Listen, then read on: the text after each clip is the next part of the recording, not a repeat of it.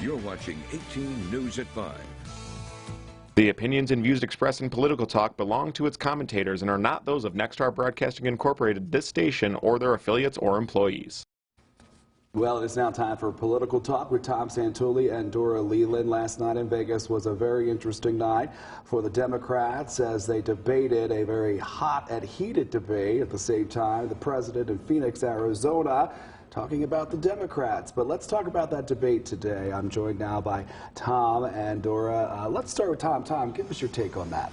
Well, I got to tell you, it was really something to watch. You know, losers. I mean, let's start with who lost, because that's the easiest one to do. I mean, Mike Bloomberg was a disaster. Yeah. He absolutely was.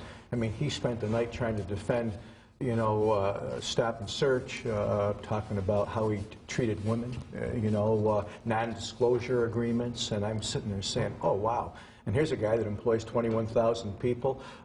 He has given money to women candidates. He's a very generous guy. He's into climate change, and he does a lot of charitable work. But let me tell you, last night he was a punching bag. Yeah. And at the end of the day, he just didn't do well. Obviously, the other loser, in my opinion, was Joe Biden. Only in the sense, not so much for what he said. It's almost like he's not there sometimes. They just don't call on him anymore. He's not part of the discussion, and he's just not there. So, and real quick, a winner, probably Bernie Sanders, because he just keeps running forward. He puts his head down, and he has his loyal following. Yeah, what's your take on that? You know, this was Michael Bloomberg's debate to lose. He knew that they were coming for him. He knew that all eyes were on him. He was an unknown. I think he walked onto the stage completely unprepared. Elizabeth Warren, if I had to pick a winner, she had to be prepared. She had to make a name for herself. She had to create a presence, and she did. She was on the attack last night. She came bullets blazing. She knew her topics. She knew her stats. And he couldn't defend himself. Stop and frisk.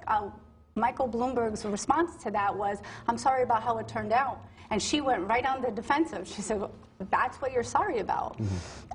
She also kind of went after the other candidates. She knew that their health care plans were deficient and called them on it. But I think where people have criticized her a little bit for being on the offensive, she had the facts to back it up. I think I agree that Joe Biden faded into the background, but I think Bernie Sanders could have had a much stronger night, and he just didn't. All right. What about Pete? Real quick, we only have 30 seconds. What about Pete? Everyone's talking about Pete. You know, Mayor Pete's a good talker. I think he's a guy that memorizes all kinds of facts and figures. And I mean, I just kind of look at him and say, he was a mayor of a relatively small city. I just don't think that he's smart and he served our country. I give him there. I just don't see him as being the candidate. No way.